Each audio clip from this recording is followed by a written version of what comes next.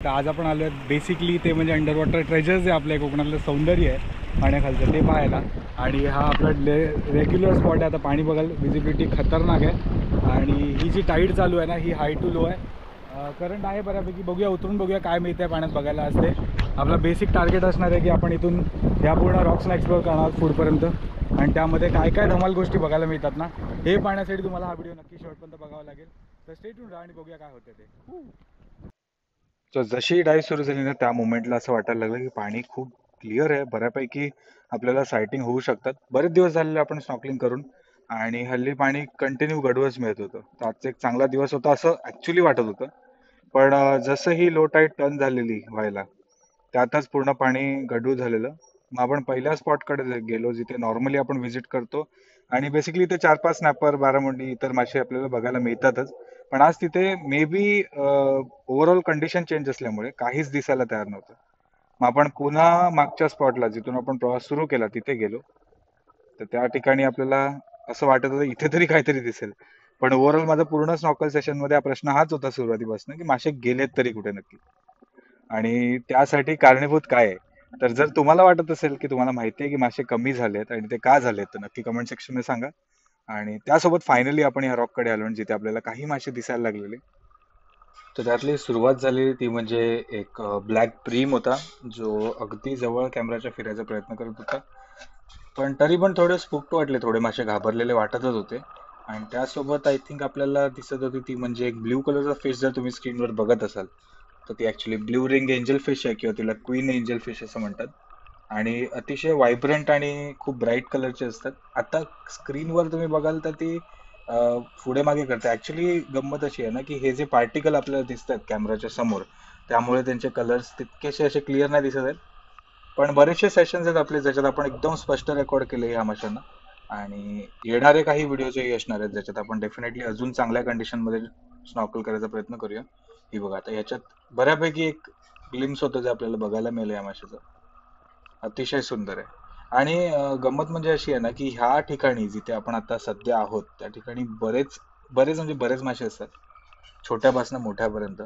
तर आज माहित नाही म्हणजे जसं सेशन चालू झालेलं तेव्हापासूनच ते कमी होते आणि आता देखील या रॉकला आय थिंक मोजके 3 किंवा 4च मासे आहेत जे फिरतात आणि ओव्हरऑल स्पूक्ड आहेत मासे. बरेचसे घाबरत आहेत कॅमेरापासून. तसं होत नाही. आणि इनफॅक्ट जे लोक व्ही वाईल्ड एक्सप्लोर या चॅनलला आधीपासून पाहतात आणि आधीचेही आपले स्नॉकलिंगचे व्हिडिओज पाहतात त्यांना ही गोष्ट माहिती असेल की बऱ्याचदा असं झालेला अनुभव आपले की आपण जेव्हा स्नॉकल करत होतो तर काही ठराविक 2 किंवा 3 जे स्नॅपर ज्याला तांबूशी म्हणतात ते मासे आपल्याबरोबर इतक्या कम्फर्टेबली फिरत होते की पूर्ण सेशन आपलं ते सोबतच होते. विजिबिलिटी ऍक्च्युली तेवढी क्लिअर नाही आहे. थोडंसं धुळकटच आहे पाणी. तर आपण थोडं पुढे जाऊन बघूया त्या एरियामध्ये पुढे काय आहे का काही बेटर विजिबिलिटी आहे. पण वाटत तर आहे कारण गढूळ झालंय पुढे पाणी.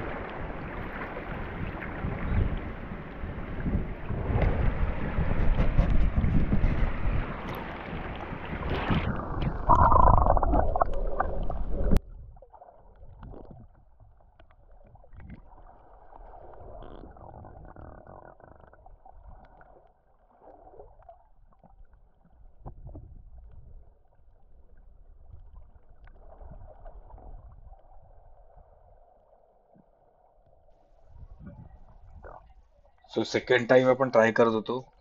पुढचे काही रॉक्स आहेत जिथे बऱ्याचदा आपल्याला मोरील, स्नॅपर, मोनो एंजल आणि असे बरेचसे मासे आपल्याला बघायला मिळत असतात. आणि ओव्हरऑल एक्सपिरियन्स सांगेन तर माझ्यासाठी तर असं आहे की जेव्हा स्नॉकलिंग करतो आपण तर दरवेळेलाच पाण्याची विजिबिलिटी इतकी चांगली नसते. पण त्यावेळेला आपण जिथे वावरत असतो ना तो फील आणि तो जो कनेक्ट आहे जो एक माशांमध्ये आपण फील करतो ती गोष्ट आहे जी सगळ्यात जास्ती चांगला एक्सपिरियन्स आपल्याला त्यावेळेला देत असते. तर ती गोष्ट आहे ज्याच्यामुळे आपण कंटिन्यू ह्या गोष्टी करत राहतो. आता गेले काही सेशन्स आपण रेकॉर्ड करतोय पण तेव्हाची कंडिशन ह्याच्याहून खूप जास्ती खराब आहे ज्यामुळे आपण ते अपलोड नाही केलेले आहेत व्हिडिओ.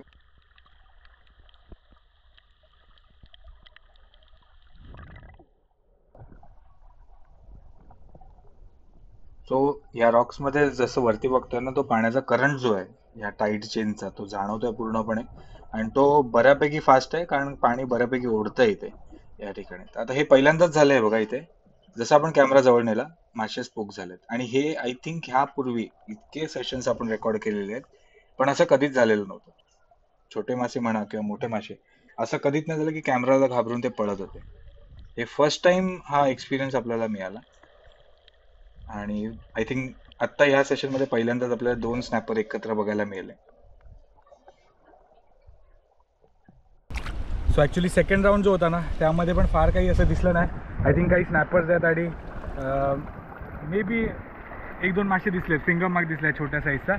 पण विजिबिलिटी खरंच खूप कमी. आणि नॉर्मली काय होतं माहिती आहे, जेव्हा आपण स्विम करत असतो ना, त्यावेळेला इथले जे मासे आहेत ते इझिली आपल्याबरोबर कम्फर्टेबली फिरत असतात. आज माहीत नाही काय होतं आहे, जसं आपण जवळ जातो आहे ते स्पूक होऊन पळून जात आहेत. तर मे बी ही कंडिशन आहे ज्याच्यामुळे ते होत असेल. आणि मे बी तेच खरं रिझन आहे त्याच्यामुळे मासे देखील कमी लागत आहेत. Let's keep exploring. हा अनुभव कसा वाटतोय? आपण ह्यावेळेला ट्राय करतोय ते म्हणजे असं आहे ना, की पहिले आपण बऱ्याचदा सिनेमॅटिकमध्ये म्युझिक आपण ॲड करत होतो, पण आत्ता जे आपण ॲड करतोय ते म्हणजे प्युअर एक्सपिरियन्स आहे, जे काही आपल्याला फील होतं आहे, जसं फील होतं आहे तसं तुमच्यापर्यंत येते. तर हा अनुभव कसा वाटतं ते सांगा.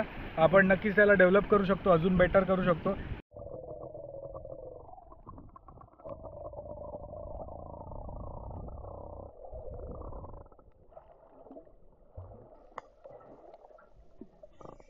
सो हा तो एरिया आहे, ती वेळ आहे जेव्हा थोड्या वेळासाठी जो करंट होता तो थांबलेला होता, लाटा बनायच्या थांबलेल्या होत्या, ज्याच्यामुळे घुसळणारं पाणी थोडंसं शांत होतं.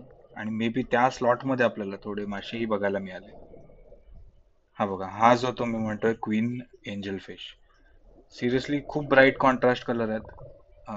आणि ह्या आत्ताच्या फुटेजमध्ये मी फार असं एडिट म्हणजे कॉन्ट्रास्टला केलेलंही नाहीये. जे बेसिक एडिट आहे तेच आहे, तर त्यामध्ये देखील तो कलर इतका ब्राईट येतोय. हे बघा, इथे एक स्नॅपर, एक ब्लॅक ब्रीन आहे ज्याला पालूही म्हणतात, आणि त्यासोबत सर्जंट फिश पण आहे. हा बघा, हा जो रॉक कडे येलो कलरचा तो.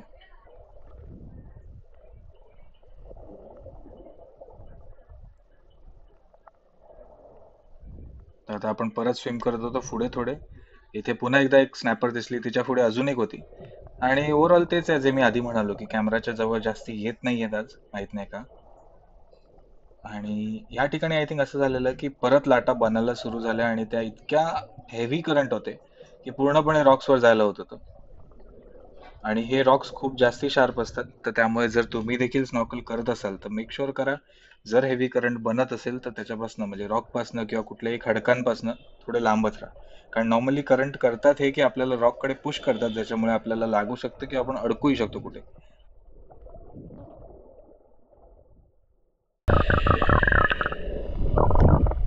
तेव्हा आता पुन्हा ही जी लाट आली त्याच्यानंतर पूर्ण सगळं गढूळ झालेलं आहे. हा एरिया पूर्ण क्रेझी क्लिअर असतो नॉर्मली, पण आता तुम्ही बघाल तर काहीच दिसत नाहीये.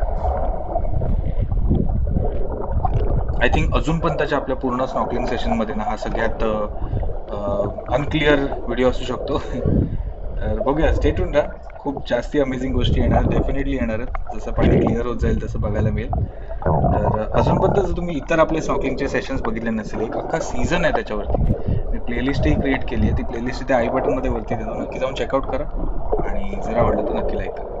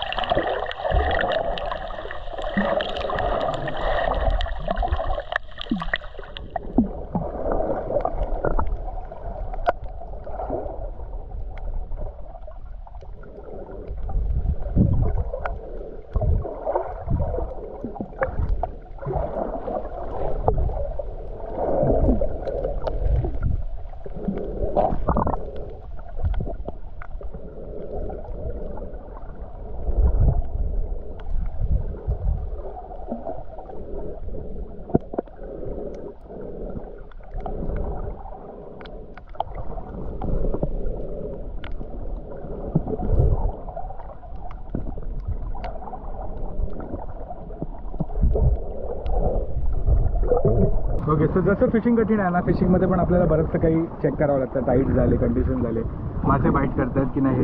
तर त्याचप्रमाणे स्नॉर्कलिंग पण एका प्रकारे तसंच आहे आणि त्यासाठी मेन चेक करावं लागतं ते म्हणजे पाण्याची कंडिशन. जी आजच्या केसमध्ये पाण्याची कंडिशन खूप जास्ती टेरिबल आहे आणि त्यामुळे मासे दिसत आहेत पण ते आय डोंट नो की कॅमेरामध्ये किती कॅप्चर झाले असतील. पण आपल्याला जो फील शेअर करायचा तो हाच आहे, तो प्रवास आणि तो अनुभव. तर आत्तासाठी आपण हा व्हिडिओ इथेच पॉज करूया आणि परत एकदा चेक करून येऊया जेव्हा कंडिशन जास्ती बेटर असेल आणि मे बी तेव्हा चांगला व्हिडिओ शूट होईल. आणि जर तुम्ही अजूनपर्यंत जी सिरीज आपण शूट केलेली होती स्नॉर्कलिंगवर, जी जर चेक केलेली नसेल आणि अजूनही काही व्हिडिओज आहेत जे आपण स्नॉर्कलिंगसाठीच केलेले होते, तर नक्की जाऊन चेकआउट करा. आय बटनमध्ये वरती देतो. Okay, saying that let's see you soon.